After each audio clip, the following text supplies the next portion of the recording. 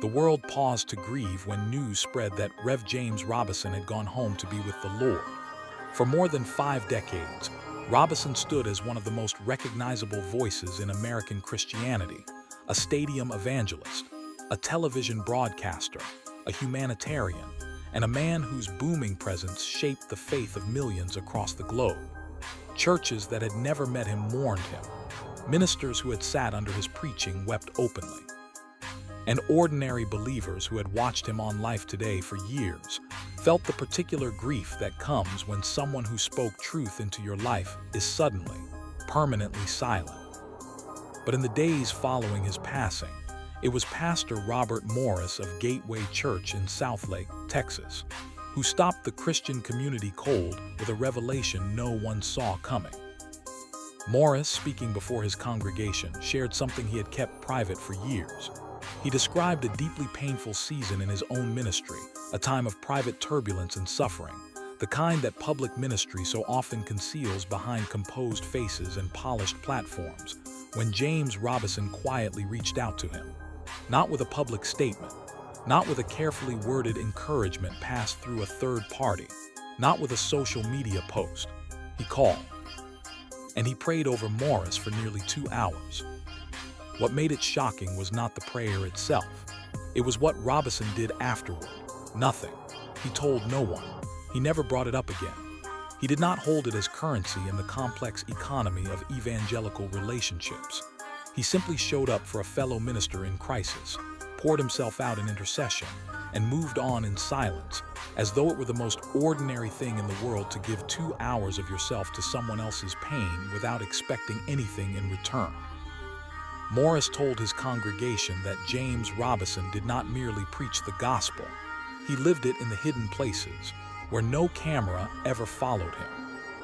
James Robison was born in 1943 and raised in rural Texas after being relinquished by his mother as an infant. A pastor and his wife took him in, and it was in that humble, unassuming setting that the foundations of his faith were laid. Poverty and abandonment did not disappear when he came to Christ.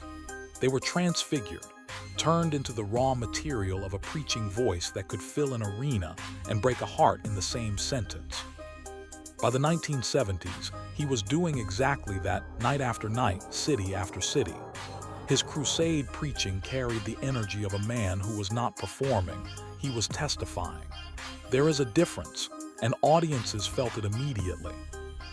Alongside his wife Betty, he eventually founded Life Outreach International, a ministry that has delivered clean water, food, and medical care to millions of people across Africa and Latin America.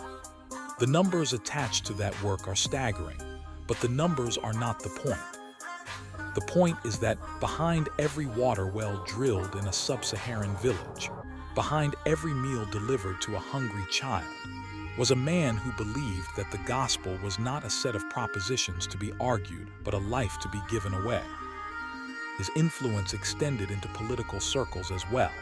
He maintained relationships with Ronald Reagan and later with Donald Trump, relationships that drew both admiration and sharp criticism from observers across the spectrum. His response was always the same.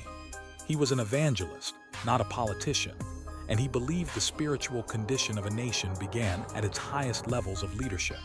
Whether one agreed with his approach or not, no one who knew him doubted the sincerity behind it. Those close to Robison confirmed what Morris described. In his final years, James Robison became increasingly devoted to private intercessory prayer. Betty Robison told close friends that James spent hours each morning on his face before God, weeping for the church, for the nation, for the lost. It was not a new discipline. It was a deepening one. The man who had preached to stadiums was, in his quietest hours, carrying the weight of the world to God in secret, asking for mercy on behalf of people who would never know his name. Pastor Morris shared Robison's story not to embarrass him. Robison was far too humble to ever speak of such things himself, but to honor what he believed God wanted the church to understand in this moment. The men and women who change the world are almost always carrying burdens in secret that no one will ever fully know about until eternity.